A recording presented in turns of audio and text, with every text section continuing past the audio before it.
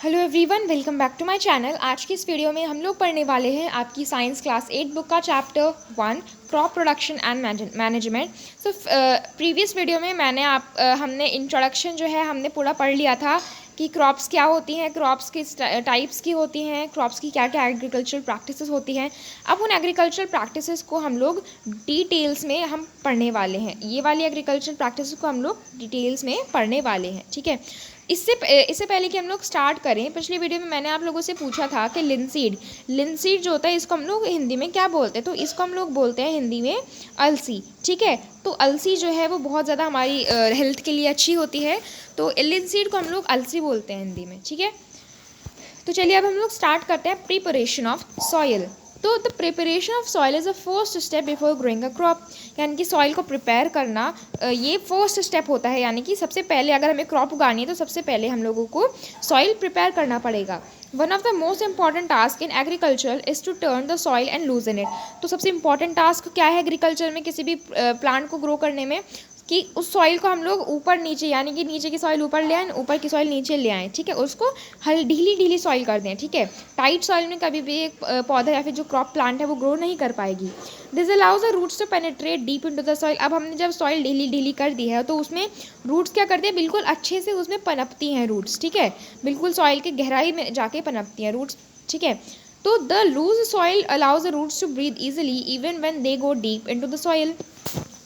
तो जो ढीली मिट्टी होती है, लूजन सॉइल होती है, उससे क्या होता है, रूट्स सांस ले पाती हैं चाहे वो कितनी भी गहराई में सॉइल में चली जाएं। Why does the loosening of soil allow the roots to breathe easily. अब सॉइल के लूज होने से रूट्स क्यों ब्रीथ कर पाती हैं।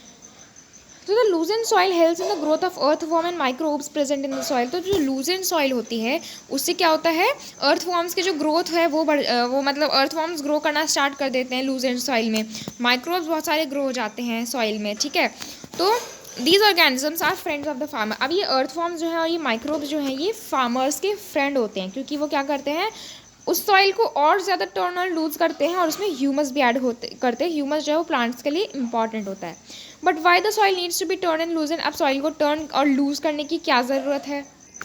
You have learned in the previous classes that soil contains minerals. तो आपने प्रीवियस क्लासेस में पढ़ा है कि सॉइल में मिनरल्स होते हैं, पानी होता है यानी कि वाटर, एयर और कुछ लिविंग ऑर्गेनिजम्स यानी कि माइक्रोब्स होते हैं। In addition that plants and animals get decompose by soil organism.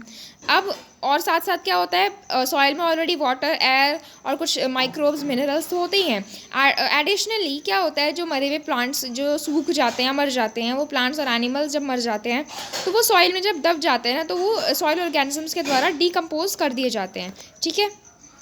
In this way various nutrients in the dead organisms are release back into the soil. इस तरीके से क्या होता है, बहुत सारे न्यूट्रिएंट्स जो होते हैं वो वापस से सॉइल में रिलीज कर दिए जाते हैं। ये जो न्यूट्रिएंट्स होते हैं are again absorbed by plant. फिर से ये न्यूट्रिएंट्स प्लांट्स एब्जॉर्ब कर लेते हैं, फिर जब वो प्लांट मर जाते हैं तो फिर वो प्लांट्स के न्यूट्रिएंट्स सॉइल में चले जाते हैं, ठीक है। तो यही होता है। Since only a few centimetre of the top layer of soil support plant growth. तो प्लांट की जो देखो सॉइल जो होती है ना, उसके ऊपर की बहुत मतलब थोड़ी ही सेंटीमीटर की जो लेयर होती है ना सॉइल की, उसमें ही प्लांट हमारा ग्रो कर सकता है। तो turning and loosening of soil, जब हम सॉइल को टर्न करेंगे, लूजन करेंगे, तो उससे न्यूट्रिएंट जिस सॉइल में है वो ऊपर आ जाएगी, जिससे कि प्लांट्स एंड न्यूट्रिएंट्स को यूज़ कर सके। दस turning and loosening of soil is very important for cultivation of crops. तो सॉइल को टर्न करना, लूजन करना हमारे क्रॉप्स की कल्टीवेशन के लिए बहुत ज़्यादा इंपॉर्टेंट होता है। The process of loosening and turning of the soil is called tilling और प्लोइंग। तो प्रोसेस जब हम सॉइल को लूजन करते हैं, टर्न करते हैं, तो इस प्रोसेस को हम लोग क्या बोलते हैं, टिलिंग या फिर ploughing. This is done by using a plough. तो टिलिंग या फिर प्लोइंग किसकी हेल्प से होती है, प्लो की हेल्प से। प्लोज आर मेड ऑफ वुड या फिर आयरन। प्लोज जो है वो आयरन या फिर वुड के बने हुए होते हैं। If the soil is very dry it may need watering before ploughing. अगर सॉइल हमारी ज़्यादा सूखी है तो उसको पानी देने की ज़रूरत पड़ जाती है प्लोइंग से पहले। It is necessary to break these crumb. तो द प्लोड फील्ड में have big clump of soil called crumbs. तो जो फील्ड प्लोड हो जाता है उसमें बड़े बड़े सॉइल के क्लम्स हो सकते हैं जिनको हम क्रम्स बोलते हैं। It is necessary to break these crumbs. तो इन क्रम्स को तोड़ना जो है वो बहुत ज़्यादा नेसेसरी होता है। Levelling the field is beneficial for sowing as well as for irrigation. तो फील्ड को लेवल करना। अब भाई अगर फील्ड थोड़ी ऊबड़ खाबड़ सी है, अनइवन है, तो उसको बिल्कुल लेवल करना भी ज़रूरी होता है, जिससे कि इरिगेशन अच्छे से हो पाए। Levelling of soil is done with the help of a leveller. अब लेवलिंग किसकी हेल्प से होती है? लेवलर की हेल्प से। Sometimes manure is added to the soil before tilling. Soil को टिल या फिर प्लोइंग से पहले मैन्योर भी ऐड किया जाता है सॉइल में। This help in proper mixing. अगर आप ऊपर से ही अपनी सॉइल पे जो है मैन्योर को छिड़क दोगे, तो क्या प्लांट्स की रूट्स उस मैन्योर को यूज़ कर पाएंगी? नहीं ना। उस मैन्योर के न्यूट्रिएंट्स को क्या यूज़ कर पाएंगी? नहीं। तो इसलिए टिलिंग या फिर प्लोइंग से पहले ही, सॉइल को प्रिपेयर करने से पहले ही मैन्योर डाल लेना चाहिए, जिससे कि मैन्योर अच्छे से मिक्सअप हो पाए सॉइल में। The soil is moistured before sowing. Soil को मॉइस्चर किया जाता है, मतलब नमी में थोड़ा सा, जैसे थोड़ी गीली हो जाए, बोने से पहले उसको थोड़ा गीला किया जाता है। ठीक है, अब आता है हमारा एग्रीकल्चरल इम्प्लीमेंट्स। सो आप लोग अब ये एग्रीकल्चर इम्प्लीमेंट्स जो हम नेक्स्ट वीडियो में हम लोग समझने वाले हैं।